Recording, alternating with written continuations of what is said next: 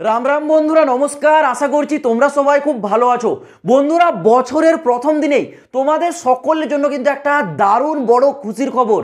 রক্ষা মন্ত্রণালয়ের তরফ থেকে গ্রুপ সি পদে 2025 সালে নতুন নিয়োগ জারি করে দিয়েছে এবং এই নিয়োগে ফর্মটা আবেদন আর মাত্র কয়েকদিন পর শুরু হচ্ছে।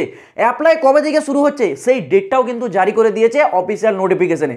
আমি কিন্তু তোমাদের কোনো মন গড়া কথা বলছি না, নোটিফিকেশনের স্ক্রিনশটটা লাগিয়ে দিচ্ছি, স্ক্রিনে দেখে নাও। এই নোটিশে কিন্তু অ্যাপ্লাই ডেট, কতগুলো পোস্ট আছে, তার শূন্যপদ কত, কারা কারা আবেদন করতে পারবে, যোগ্যতা কি, বয়সসীমা কি, সমস্ত কিছু উল্লেখ করে দিয়েছে এই নোটিফিকেশনে। তোমাদের জন্য কিন্তু একটা দারুণ বড় খুশির খবর, কারণ এখানে রক্ষা মন্ত্রণালয়ের যে নিয়োগটা করাচ্ছে সেটা হচ্ছে group C post. Group C post মানে এটুকু বুঝতে পারছো যে এখানে যারা কেবল 10 বা মাধ্যমিক পাস করেছে তারাও পারবে আবেদন করতে। তো ভিডিওটা কমপ্লিট দেখো, তোমাদেরকে পুরো ডিটেলসটা একেবারে জলের মতো স্পষ্ট করে ক্লিয়ার করে দেবো, কারণ ফর্মটা আর কয়েকদিনের মধ্যে তোমাদের আবেদনটা শুরু হবে। তো যাই হোক, বেশি বকবক না করে একেবারে ভিডিওর মেন টপিকে চলে আসি। এই নিয়োগটা তোমাদের যে করাচ্ছে গ্রুপ সি পদে, এটা করাচ্ছে কিন্তু DGAFMS অর্থাৎ director general arm forces medical সার্ভিসেসের তরফ থেকে গ্রুপ সি পদে নতুন রিক্রুটমেন্ট করাচ্ছে 2025 সালের জন্য, যেখানে তোমাদের ফর্মটা আবেদন শুরু হচ্ছে আগামী 7/1/2025, মানে আজ 1 জানুয়ারি 2025, আগামী 7 জানুয়ারি 2025 থেকে ফর্ম কিন্তু অনলাইনে আবেদনটা শুরু হবে এবং লাস্ট ডেটটা রেখেছে কবে না 6/2/2025, মানে 6 ফেব্রুয়ারি 2025 পর্যন্ত তোমাদের কিন্তু এখানে ফর্মটা আবেদনটা চলবে। আর আরেকটা বড় বিষয়, এখানে আবেদনের জন্য 1 টাকাও অ্যাপ্লিকেশন ফিস লাগছে না, সবার জন্য ফ্রি। জেনারেল হও, ST হও, OBC হও, সবার জন্য এখানে কিন্তু অ্যাপ্লিকেশন ফ্রি 0 রুপিসে তোমাদের কিন্তু ফর্মটা আবেদন হচ্ছে। এবার চলে আসি তোমাদের পোস্ট ডিটেলস। দেখো, এখানে তোমাদের গ্রুপ সি পদে আলাদা আলাদা 13 প্রকারের পোস্ট আছে। 13টা পোস্টের জন্য এখানে কিন্তু আলাদা আলাদা কোয়ালিফিকেশন রেখেছে। কোন পোস্টে কি কোয়ালিফিকেশন একটু দেখে নাও।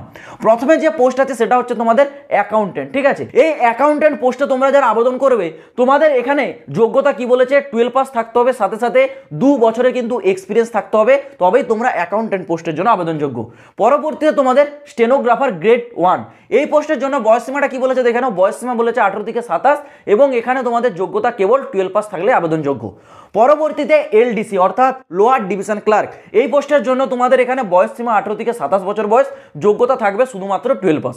তারপর তোমাদের এখানে স্টোর কিপার, এই পোস্টের জন্য এখানে টোটাল এখানে তোমাদের বয়স বলেছে কিন্তু 18 থেকে 27 বছর বয়স থাকতে হবে এবং এখানে তোমরা কোয়ালিফিকেশন যেটা থাকতে হবে বলেছে সেটা 12 পাস, সাথে সাথে 1 বছরের এক্সপিরিয়েন্স, ঠিক আছে।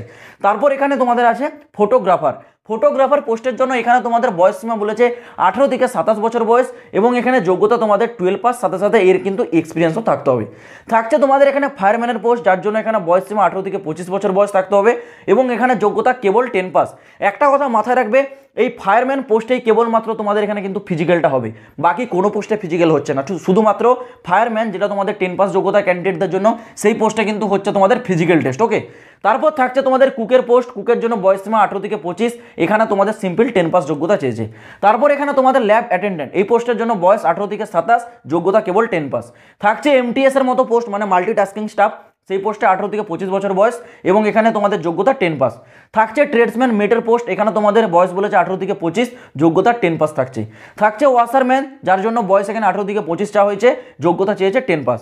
এবং এখানে থাকছে তোমাদের কার্পেন্টার, কার্পেন্টারের জন্য বয়স 18 থেকে 25, যোগ্যতা 10 পাস, সাথে সাথে কার্পেন্টারের নিয়ে তোমাদের কিন্তু ITI থাকতে হবে, ঠিক আছে, তবেই তোমরা আবেদন করতে পারবে।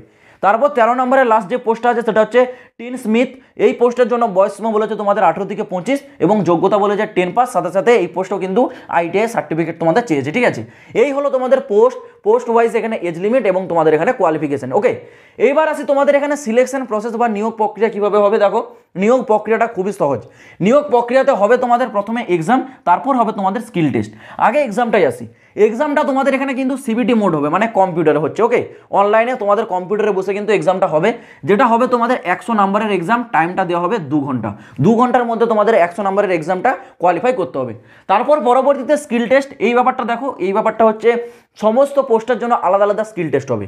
কীরকম, ধরো কেউ এখানে আবেদন করেছো এলডিসি বা স্টেনোগ্রাফার গ্রেড 1, এই দুটি পোস্টের জন্য স্কিল টেস্ট কিন্তু টাইপিং টেস্ট দিতে হবে, ঠিক আছে। হিন্দিতে টাইপিং করলে 30টা ওয়ার্ড পার মিনিট, ইংলিশে টাইপ করলে 35টা ওয়ার্ড পার মিনিট, এই হিসেবে তোমাদেরকে কিন্তু টাইপিং টেস্টটা দিতে হবে স্কিল টেস্টে। কেউ আবেদন করেছো তোমরা কুকের স্কিল টেস্ট কী হবে, কুকের স্কিল টেস্ট হবে তোমাদের হচ্ছে রান্না তোমরা জানো কিনা সেটা কিন্তু সেখানে একটু করে অভিজ্ঞতাটা যাচাই করা হবে, ওকে। আবার কেউ এখানে আবেদন করেছে হচ্ছে ফায়ারম্যানের স্কিল টেস্ট কী হবে, ফিজিক্যাল টেস্ট ভাই, মাঠে কিন্তু ছুটা দৌড়া করতে হবে, ঠিক আছে, এটা হচ্ছে ফায়ারম্যান। এরকম করে এখানে আলাদা আলাদা পোস্ট ওয়াইজ তোমাদের কিন্তু স্কিল টেস্ট হবে। আবার কিছু কিছু পোস্টে স্কিল টেস্ট হবে না, যেমন এমটিএসে কোনো স্কিল টেস্ট নেই। এছাড়াও তোমাদের এখানে ওয়াশারম্যান, এখানে কিন্তু স্কিল টেস্ট আছে।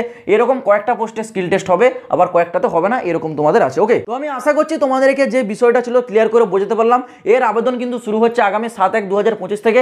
আর এর যে নোটিফিকেশন সেটা আমি টেলিগ্রামে দিয়ে দিচ্ছি, তোমরা কিন্তু টেলিগ্রামের লিঙ্ক ডেসক্রিপশনে পেয়ে যাবে, অবশ্যই কিন্তু সেখানে গিয়ে একবার তোমরা কিন্তু দেখে নেবে নোটিফিকেশনটা। আর এটা কিন্তু তোমাদের একেবারে স্থায়ী চাকরি হবে, পার্মানেন্ট, একেবারে কেন্দ্র সরকারের আন্ডারে। আর আরেকটা জিনিস তোমাদের স্কিপ করে দেওয়া হয়েছে, সেটা হচ্ছে শূন্যপদ। টোটাল শূন্যপদ কত আছে, ওকে, টোটাল নাম্বার অফ পোস্ট আছে তোমাদের কিন্তু 113টা পোস্ট, ঠিক আছে, 113টা টোটাল কিন্তু তোমাদের শূন্যপদ থাকছে। এবার আলাদা আলাদা পোস্ট ওয়াইজ আলাদা আলাদা এখানে শূন্যপদগুলো ভাগ করে দেওয়া রয়েছে, যেটা অফিসিয়াল নোটিশে তোমাদের উল্লেখ করা আছে। সেই নোটিশটা তোমরা কিন্তু অবশ্যই একবার ডাউনলোড করে নেবে, যেটার লিঙ্ক আমি ডেসক্রিপশনে দিয়ে রাখছি টেলিগ্রামে, সেখানে কিন্তু তোমরা নোটিফিকেশনটা পেয়ে যাবে। অবশ্যই কিন্তু তোমরা একবার নোটিশটাকে ডাউনলোড করে দেখে নেবে। তো আশা করছি আমি তোমাদেরকে ক্লিয়ারলি বোঝাতে পারলাম। আজ ভিডিওটা এই পর্যন্ত থাক, দেখা হচ্ছে আবার পরের ভিডিওতে নতুন কোনো আপডেটের সাথে। জয় হিন্দ, বন্দে মাতরম।